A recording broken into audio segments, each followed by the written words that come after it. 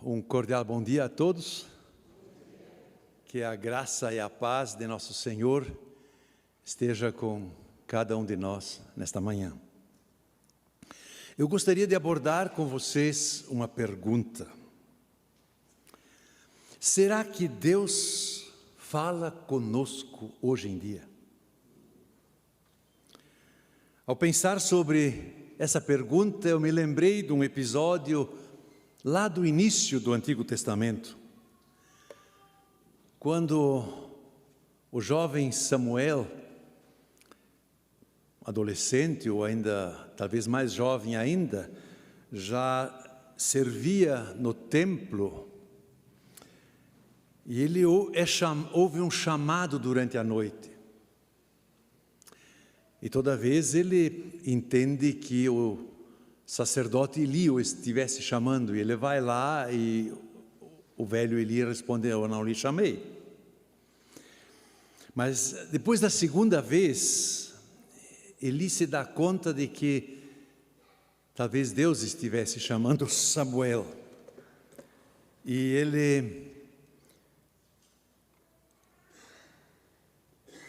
ele diz para ele: a próxima vez que você ouvir esse chamado, responda. E o texto bíblico em 1 Samuel, capítulo 3, versículo 10, diz: o Senhor voltou a chamá-lo como das outras vezes: Samuel, Samuel. E Samuel respondeu: fala, pois o teu servo ouve. Será que Deus fala assim hoje? A Madre Teresa de Calcutá dedicou 50, 60 anos da sua vida aos mais pobres dos pobres, porque ajuntava mendigos moribundos em Calcutá e cuidava deles até morrerem. Em suas cartas ao seu confessor, ela repete uma angústia profunda de seu coração. A angústia de que Deus não estava se revelando, não estava falando com ela. Essa profunda angústia, essa sinceridade do que essa mulher expressa em suas cartas, contrasta com os que alto e bom som anunciam que Deus se revelou e falou com eles, que são profícuos em dizer isso,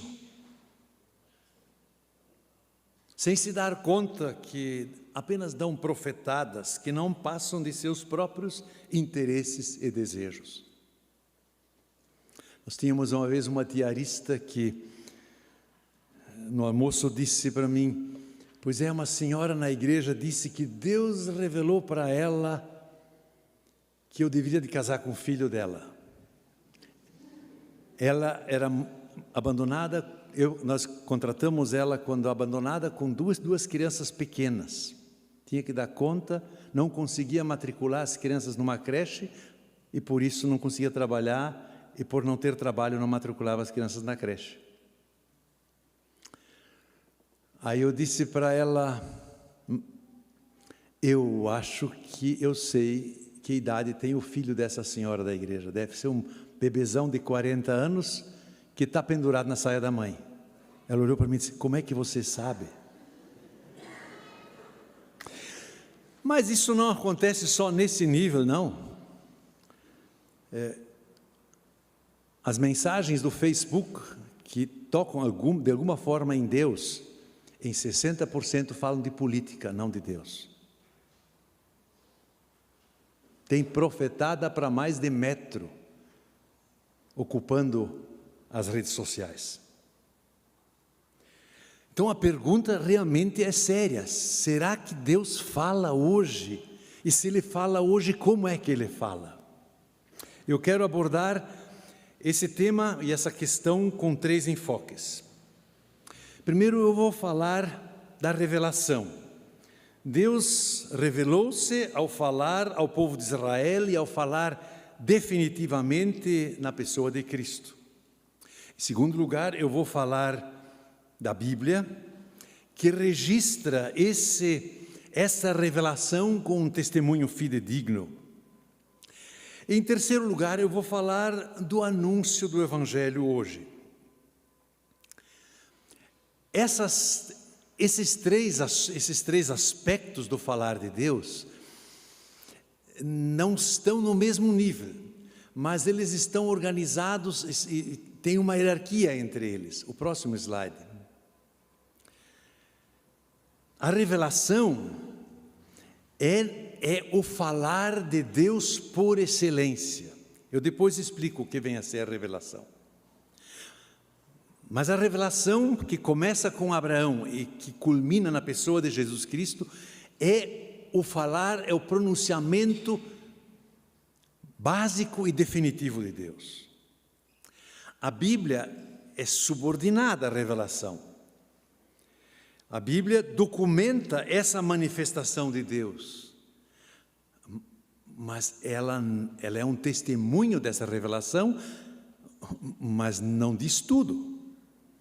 João, quando termina o seu Evangelho, capítulo 21, ele diz: Jesus também fez muitas outras coisas. Se cada uma delas fosse escrita, penso que nem mesmo no mundo inteiro haveria espaço suficiente para todos os livros que seriam escritos.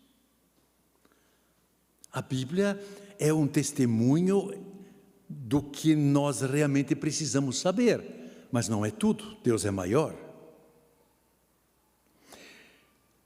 E o nosso testemunho, o anúncio do Evangelho, que é feito no mundo inteiro, ele é dependente da revelação e da Bíblia, não é? Então é um terceiro nível, está abaixo desse e é dependente dos dois anteriores. Bem, então vamos começar com o primeiro tópico. Deus falou ao revelar-se ao povo de Israel e definitivamente em Jesus Cristo. Não foi a humanidade, nem o povo de Israel que procuraram a Deus. Não. Você pode ler a Bíblia do começo ao fim e você vai ver isso. A natureza do ser humano é idólatra. Quer um Deus que faça a sua vontade. E todo Deus que o ser humano consegue imaginar e fabricar, ele não é outra coisa do que a projeção de nossos desejos. Foi necessário um filósofo ateu, Feuerbach, para ensinar isso para nós. Porque a sua crítica à igreja cristã era que ela estava promovendo um Deus dos seus desejos. E ele não estava tão errado nisso, não. Então, o Deus na nossa imaginação, por mais piedosa que seja, é um ídolo. Porque o Deus que se revelou não foi o Deus que foi buscado pelos homens, mas foi o Deus que veio a nós. É isso que na carta aos Hebreus é dito logo nos primeiros versículos. Há muito tempo Deus falou muitas vezes e de várias maneiras aos nossos antepassados por meio dos profetas. Mas nestes últimos dias falou por meio do Filho, a quem constituiu herdeiro de todas as coisas, por meio de quem fez o universo. O Filho é o resplendor da glória de Deus e a expressão exata do seu ser, sustentando todas as coisas pela sua palavra poderosa.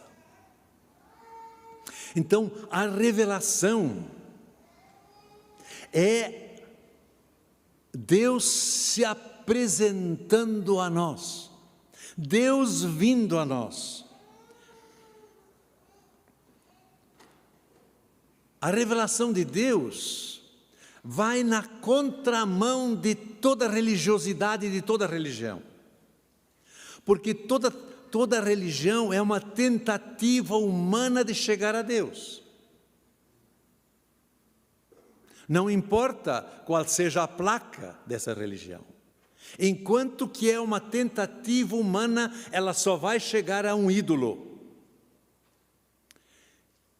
E se descobrirá abandonado na hora de morrer.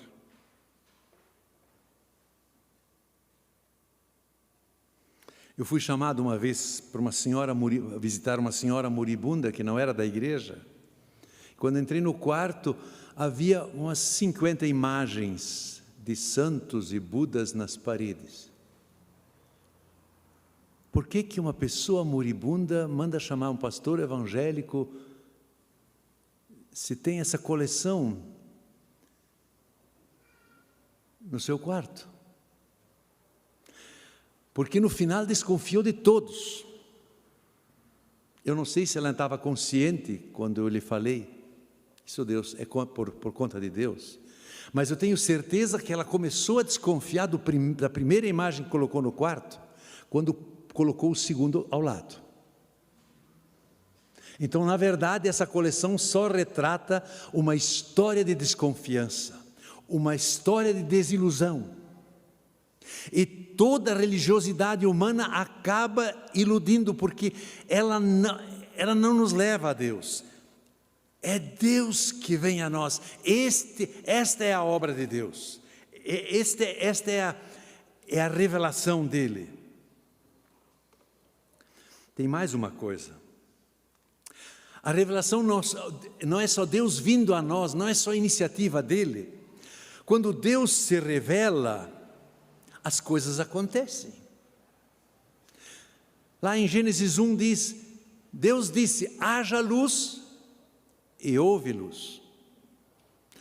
Aí me leu esse capítulo maravilhoso de Isaías 55, onde Deus diz que a palavra dele não volta vazia, mas ela opera o que ela promete, o que ela ordena. Então,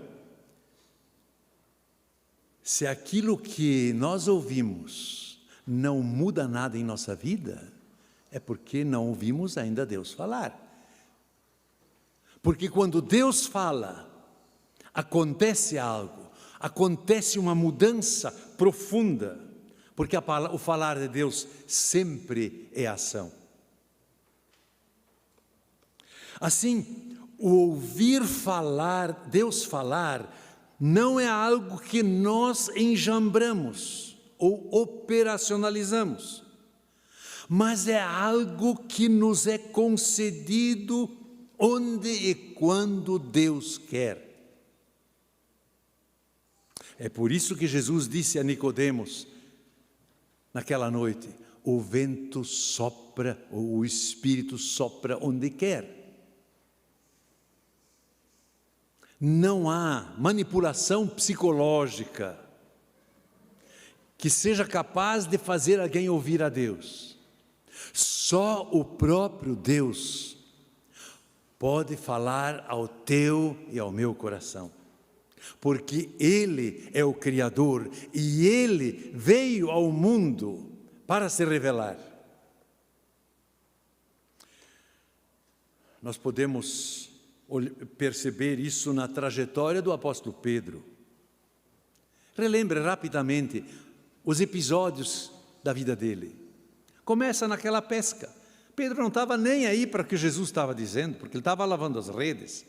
Vou perder meu tempo com a conversa fiada desse pregador ambulante? Jesus pede para ele poder embarcar no barco dele, e o Pedro então tem que ficar manobrando o barco numa distância da praia, para Jesus poder falar àquela multidão. E aí Jesus dá uma tarefa para ele, lance as redes. Pescador calejado que Pedro era, tinha pescado a noite toda, não pegou um peixe sequer. Ele disse, bom, Senhor, eu por mim não iria, mas já que você quer, eu vou. para provar que quem entende de pescaria sou eu. E aí tem tanto peixe na rede, que ele precisa chamar um outro barco. Quando Pedro desembarca, ele vai, se joga aos pés de Jesus, vai embora, porque eu não presto. Eu sou pecador, eu julgo tudo errado. Mas Jesus diz, não tenha medo, eu farei de ti pescador de homens. O cara fez a maior pescaria da sua vida e deixa os barcos com aquela montoeira de peixe lá dentro e segue Jesus. Quando Jesus fala uma palavra e essa palavra atinge o coração, a vida muda. Aí Jesus manda os discípulos atravessar o mar da Galileia com o barco, e lá no meio da noite, Jesus segue atrás, caminhando sobre as águas, e Pedro diz, se és tu, Senhor, me manda andar na água. E ele anda. Mas logo ele tira os olhos de Jesus e olha para aquelas ondas e afunda que nem um pedaço de chumbo. Acuda-me, Senhor. Senhor pega na mão e o tira. Mais tarde Jesus pergunta, quem vocês discípulos acham quem eu sou? E Pedro responde, tu és o Cristo, o Messias, o enviado de Deus. E Jesus lhe atesta, isso não brotou do teu coração, isso não brotou de ti, isso o Espírito Santo colocou em você. Ninguém pode reconhecer que Jesus é o enviado de Deus, a não ser que o Espírito Santo o coloque em nós. Lutero confessou isso na explicação do credo apostólico. Eu creio que por minha própria razão ou força não posso crer, mas é o Espírito Santo que gera fé. Mas não para por aí. Quando Pedro está saindo da última ceia, Jesus diz, vocês todos vão me trair. Pedro diz, os outros não tenho dúvida, mas eu não. E Jesus diz, Pedro, antes que o galo cante, você me negará 3 vezes, mas eu orei por ti para que a tua fé não desfaleça. E quando o galo canta, Pedro já tinha negado Jesus 3 vezes. Em Lucas 22 registra que Jesus apenas olhou para Pedro. Esse maravilhoso olhar de Jesus falou com Pedro de uma maneira como antes Jesus nunca tinha falado com ele, porque ele sai e chora amargamente. E no final do Evangelho de João está aquela última conversa de Jesus com Pedro. Pedro, tu me amas? A conversa até no grego é um pouco diferente, porque nós em português não temos 3 verbos para amar. Traduzindo literalmente, a gente devia dizer, Jesus pergunta para Pedro, Pedro, tu me amas com amor divino? E Pedro responde, Senhor, eu te amo com amor de amigo. Jesus pergunta de novo, Pedro, tu me amas com amor divino? O amor abnegado e sacrificial de Deus? E Pedro responde, Senhor, tu sabes que eu te amo como amigo, como amor de amigo. Então Jesus desce o patamar e pergunta, Pedro, tu me amas com amor de amigo? E Pedro responde, Senhor, tu sabes todas as coisas. Tu sabes que eu não sou capaz de um amor maior. Eu te amo com amor de amigo. Você percebe na trajetória de Pedro que todas as vezes a iniciativa é de Jesus. A obra é de Deus. Não é iniciativa de Pedro. Concluindo essa primeira parte. Deus é livre para se revelar a quem Ele quer. Foi o que Ele fez desde Abraão, em toda a história de Israel, até culminar na vinda de Jesus. Em seu Filho, Ele se revelou plenamente. O credo apostólico, que nós confessamos ainda há pouco, apenas resume essa revelação de Deus como Pai, Criador, como Salvador que nos reconcilia com Deus e como Espírito Santo que nos consola e certifica da redenção eterna. Vamos para o segundo aspecto, para a Bíblia. Deus fala pela Bíblia, que registra o testemunho fidedignamente, tanto o testemunho dos profetas como dos apóstolos. O apóstolo João, na sua primeira carta, logo nos primeiros versículos, atesta isso. O que era desde o princípio, o que ouvimos e o que vimos com os nossos olhos, e contemplamos e com as nossas mãos apalparam, isso proclamamos a respeito da palavra da vida. A vida se manifestou, nós a vimos e dela testemunhamos e proclamamos a vocês a vida eterna, que estava com o Pai e nos foi manifestada. Nós lhes proclamamos o que vimos e ouvimos, para que vocês também tenham comunhão conosco, e nossa comunhão é com o Pai e com o Filho, Jesus Cristo. Escrevemos estas coisas para que a nossa alegria seja completa. O propósito da Bíblia, o propósito do testemunho bíblico é justamente compartilhar a revelação de Deus com fidelidade. Certamente você já ouviu falar que existem apócrifos. Claro, já no tempo do Novo Testamento havia fake news. Nos primeiros 2 séculos, a partir de 1150 até o ano 300, os pais da igreja, os líderes da igreja de então, passaram um trabalho danado para separar dos escritos cristãos as falsificações. O que nós temos hoje de apócrifos dá um livro de umas 600 ou 700 páginas.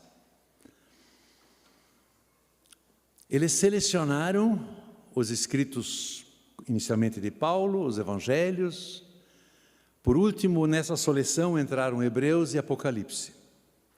E o critério da igreja, da primeira igreja, foi que seria testemunho da revelação aqueles que presenciaram, diretamente ou indiretamente. Nesse indiretamente entram Marcos e Lucas. Marcos, que foi secretário de Pedro, e Lucas, que acompanhou Paulo nas suas viagens. Então, o Novo Testamento realmente é uma seleção criteriosa, desse testemunho apostólico e fidedigno. Mas como é que Deus fala pela Bíblia? Nós não a entendemos a não ser que Deus nos dê acesso à mensagem registrada nela. Isso não é algo estranho, não é algo fora do comum. A Bíblia já registra isso. O ministro das Finanças da Etiópia viajou 8.000 quilômetros, ou sei lá eu quanto, lá da Etiópia até Jerusalém, porque ele tinha ouvido falar que lá em Jerusalém se adorava o Deus verdadeiro. Quando ele chega na porta do templo, tem uma placa grande que diz: castrado não entra, e ele era eunuco. Bom, ele tinha dinheiro, ele compra um rolo do profeta Isaías.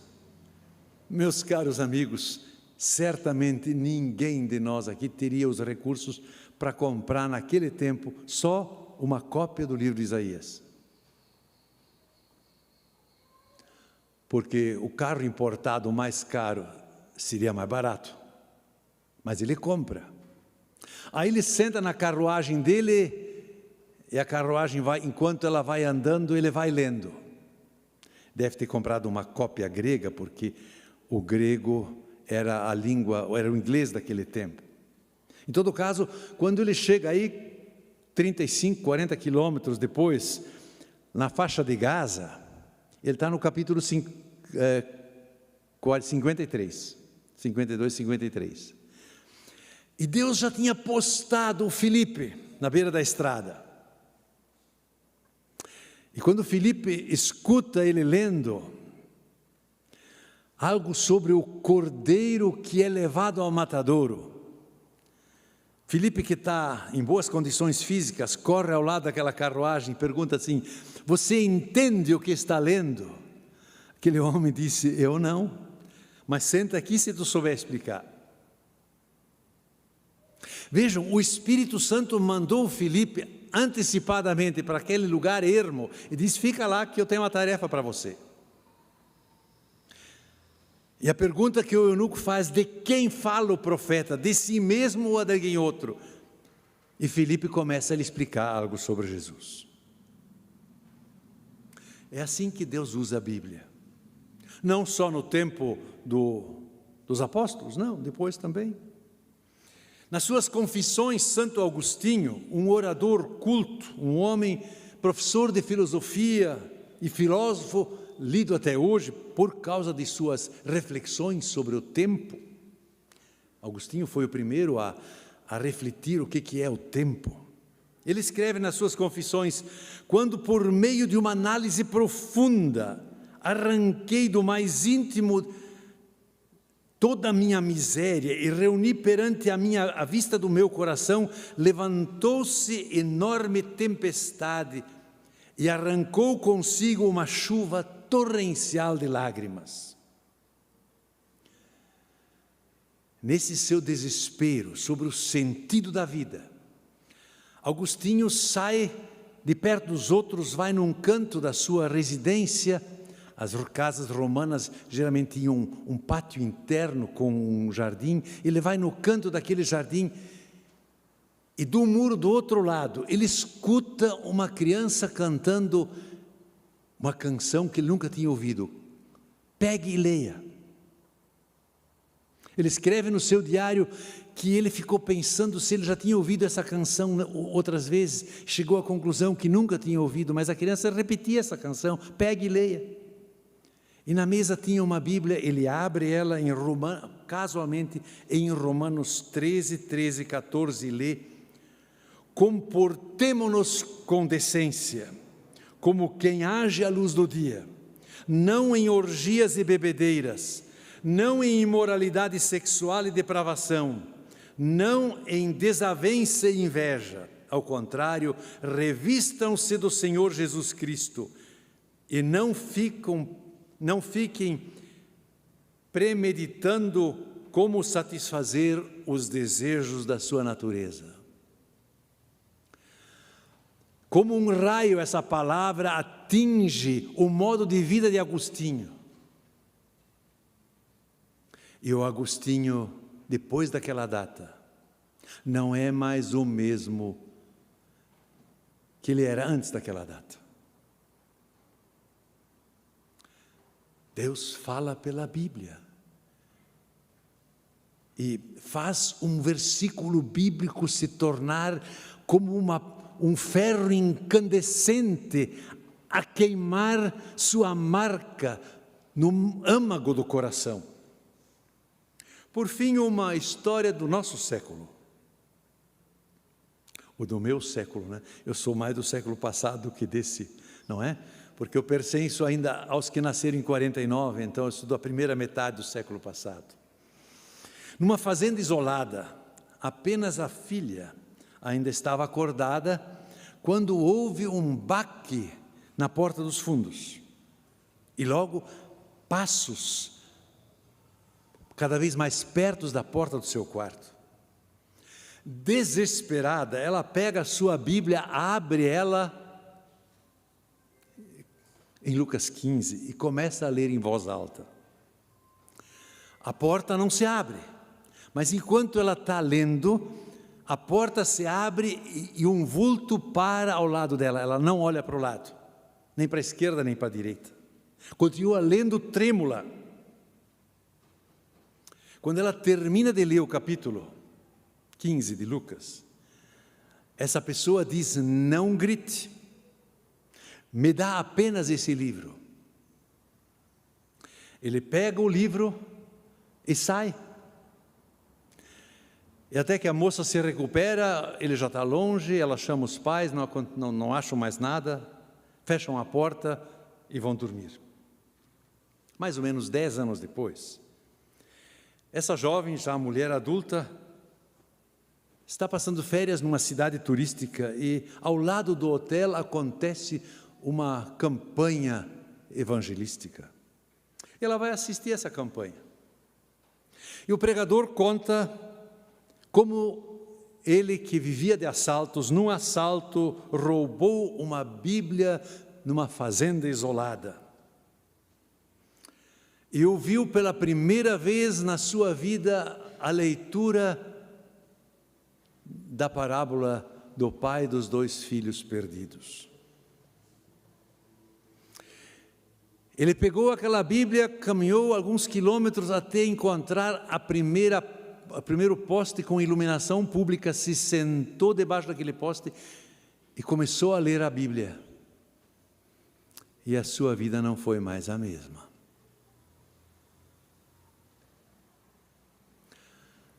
Deus fez encandecer, Deus fez uma palavra da Escritura falar diretamente ao coração e modificar a vida daquele homem.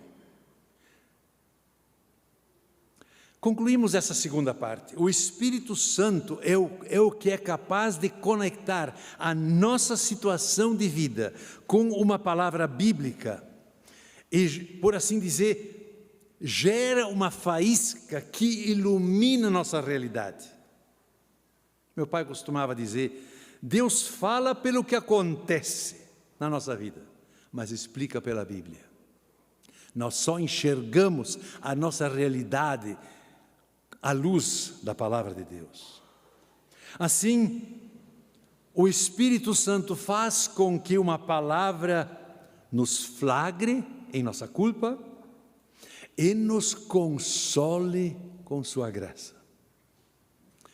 O meu amigo falecido, Osiel Campos de Oliveira, cantava: arde a voz em meu peito do homem de Nazaré, ele que não tinha nada e nem sandália no pé. Por fim, o terceiro aspecto. Deus fala pelo testemunho do seu Evangelho. Hoje Ele fala e continua falando pelo testemunho do seu Evangelho. Eu cito 2 passagens da Bíblia. Romanos 10, 17 diz: consequentemente a fé vem pelo ouvir da mensagem, e a mensagem é ouvida mediante a palavra de Cristo. Em Atos 16, 14, Lucas registra: o Senhor abriu o coração de Lídia para atender a mensagem de Paulo. Mas antes de eu explicar esse aspecto, eu preciso tirar do caminho 2 equívocos.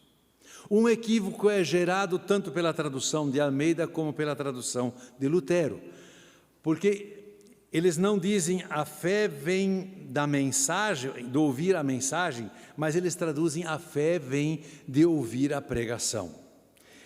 E essa tradução gerou um equívoco e seduziu pastores a uma interpretação equivocada dos nossos sermões. Porque se aí é pregação, então isso estufa o peito de qualquer pregador, mas não está escrito sermão e pregação. A palavra grega significa anúncio público, falou em voz alta, kerygma, keryksein, são os verbos, é falar em voz alta. Os decretos do imperador, o mensageiro vinha com a cavalo, parava no meio da vila e lia em voz alta o decreto do imperador, isso é keryksein. Então, todo anúncio público, todo falar em voz alta do Evangelho é instrumento do Espírito Santo para chamar pessoas à fé. Então, o que eu estou fazendo aqui, Deus até pode usar, não tem dúvida. Mas não tem um tiquinho a mais do que quando você no seu emprego conversa com alguém sobre Jesus. Ou quando você na sala de aula, ou com seu vizinho, conversa sobre o que Deus fez na sua vida, o que Deus é capaz de fazer. Porque não é o nosso falar que faz o nosso falar ser instrumento do falar de Deus. É quando aprove a Deus usar o nosso testemunho, a nossa mensagem, o nosso compartilhar.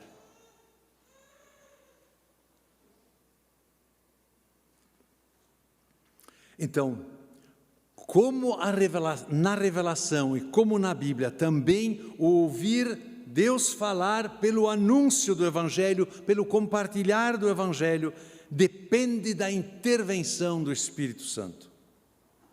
Mas jamais de quem fala. Não existe manipulação psicológica alguma que pode induzir-nos a ouvir Deus falar. Meu pai participou uma vez em Genebra de uma grande campanha evangelística de um famoso evangelista. E quando o evangelista fez o apelo, no que não tem nada de errado, um senhor à frente do meu pai levantou, e meu pai sabia que ele era um dos colaboradores da campanha evangelística. E ele pegou ele no braço e perguntou: por que você levanta e vai à frente? Aí ele respondeu: para encorajar os outros. Isso é manipulação psicológica. Nem manipulação psicológica, nem pressão dos pais, ou da família, ou dos parentes. Não. Deus quer ter um relacionamento pessoal e individual com cada um de seus filhos. E Ele usa uma palavra do jeito que Ele quer. Lá por 1987, 88, meu pai saiu uma viagem a visitar seus ex-alunos, Brasil afora. Chegou lá no norte do Espírito Santo, na casa do pastor Roberto Hollabach, mais velho do que eu, já está aposentado há uma década. Roberto levou ele para o sul da Bahia, onde tinha uma serraria, onde estavam trabalhando alguns membros da sua comunidade. E quando chegaram lá, o dono da serraria parou o serviço e disse: não, pode falar um pouco com essa gente. Ele ficou lá por cortesia. E meu pai, apenas, o espaço era curto, o ambiente não era favorável, contou com suas palavras a história do filho pródigo. Assim, fazendo uma adaptação aos nossos tempos. Não mencionou a Bíblia, só falou isso. No final, 10 minutos de fala talvez, esse senhor, dono da encerraria, puxou meu pai pelo braço, levou ele para o escritório e perguntou para ele: da onde o senhor conhece a minha vida?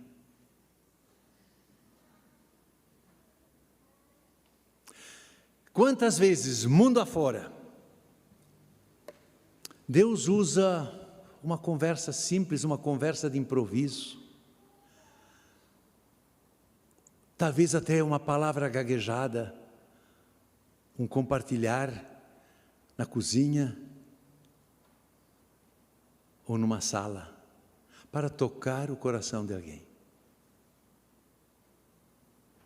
Eu vejo as irmãs de Maria aqui, eu me lembro de uma aluna que tivemos no primeiro ano aqui no CPM, pós-doutorado em biologia, andava desesperada na rua Riachuelo, aqui embaixo, angustiada, perguntando a si mesma qual é o sentido da vida. E no chão tem um folheto que alguém jogou fora, da irmã Basileia. E ela levanta aquele folheto e lê uma palavra. Eu disse, eu preciso achar um lugar onde me possam explicar isso. E alguém a encaminhou para o CPM na Casa Cinza antigamente. Deus é soberano de falar por meio do testemunho de quem quer que seja. E se pastores não são instrumentos privilegiados, muito pelo contrário, não se deixe confundir. Deus quer e pode usar a sua vida e o seu testemunho. Porque eu cheguei à fé não pelo testemunho do meu pai, que era pastor, nem dos pastores que eu ouvi, e um deles mais tarde foi presidente da SLB. Não desprezo eles, não. Eu cheguei a acordar para a fé por meio de um protesto de uma jovem. Eu estava num encontro de jovens, num fim de semana, e um dos pregadores falou sobre Jesus acalma a tempestade e explicou essa parábola segundo as leis da física. E pelas leis da física, uma palavra não faz o vento parar, e nem anula a lei da gravidade e faz as ondas se acalmarem. Eu era aluno do 2º grau, encantado com as aulas de física, decidido a me tornar engenheiro civil. Encantado com aquela pregação. Como meus colegas todos, estávamos vibrando com o que ouvíamos.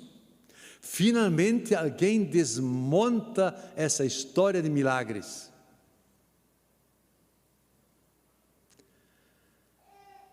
E lá nos fundos, uma moça levanta e ousa dizer, pastor, o senhor está enganado.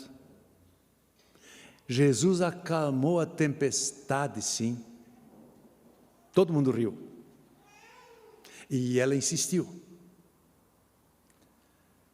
E naquele instante Deus colocou no meu coração a pergunta, e se ela tiver razão e o pastor tiver errado? Morreu o meu desejo de estudar engenharia. Ainda que construí muitas casas na vida. E fui estudar teologia por causa disso. Porque essa pergunta incômoda precisava ser respondida. E concordo com essa moça. Ele acalmou a tempestade, sim, mesmo que fuja de todas as lógicas da física e da ciência. E se alguém duvida daquela palavra, pode duvidar, mas na hora de morrer, ele vai descobrir que estava num caminho que não tem esperança. Eu concluo. Deus ainda fala hoje? Fala sim. Deus fala conosco quando o seu Espírito usa uma palavra da Bíblia ou um testemunho de alguém para conectar nosso coração e a nossa situação de vida com sua revelação. É como quando a gente joga um livro no fogo, e o fogo começa a devorar aquele livro, e de repente, numa página, você vê, no meio das chamas, consegue ler uma frase daquele livro. É assim que Deus faz uma palavra da Bíblia, palavra de alguém, se tornar incandescente e tocar o nosso coração e mudar a nossa vida. Se você já experimentou esse toque do Espírito, não hesite em compartilhar o que Jesus fez e continua fazendo na sua vida. Porque aonde o Senhor começou a tocar a nossa vida com sua palavra, Ele continua, como Ele continuou com Pedro, depois da pesca maravilhosa. Se você ainda não sentiu o impacto transformador do falar de Deus em você, clame para que Ele o venha fazer. A leitura bíblica que a Irme fez diz que Deus se deixa achar. Clame a Deus e peça que Ele fale ao seu coração. Que Ele fale com esse poder transformador. De modo que há uma marca dentro da vida, um antes e depois. Deus fala hoje sim. Para ti e para mim e através de nós. Louvado seja Ele pelo seu Espírito Santo. Amém.